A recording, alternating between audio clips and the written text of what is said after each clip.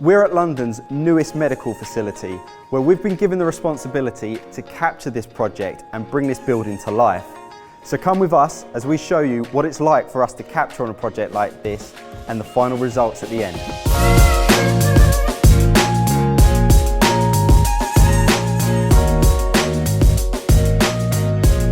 So what we do when we first get on site to any building is we have a little walk around and we try to find the personality of that building. Now that might seem a little bit weird and sound very strange, but every single building has a very different feel to it.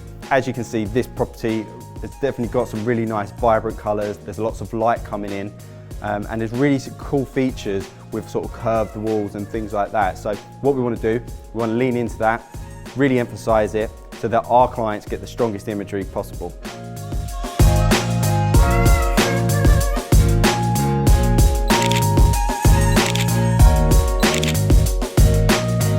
So the small details are always really important when we're doing architectural photography of newly completed buildings.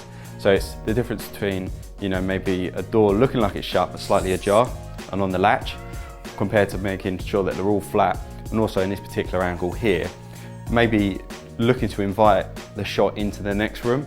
So just by keeping the door open at the end, it sort of leads on to the next image maybe in the collection where we can actually show inside these bathrooms here.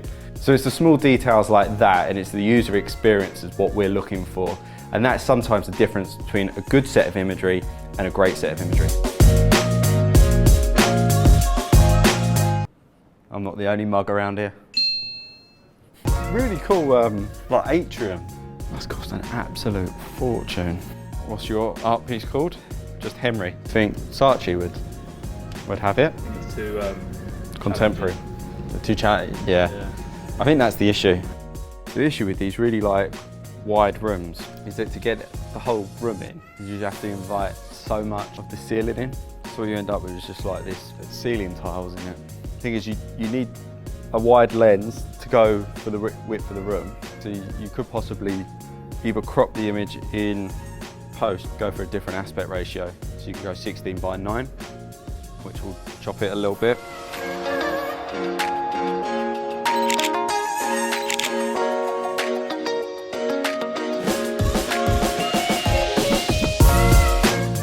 So this shot here is a really good example of always shoot what you feel rather than sticking with rules. So for instance, for buildings, light is a massive thing, and if you could showcase the light coming into a building, that's always a really, really strong point for any part of architectural imagery. So we've got the reflection of the sun coming into this, through the window onto this wall.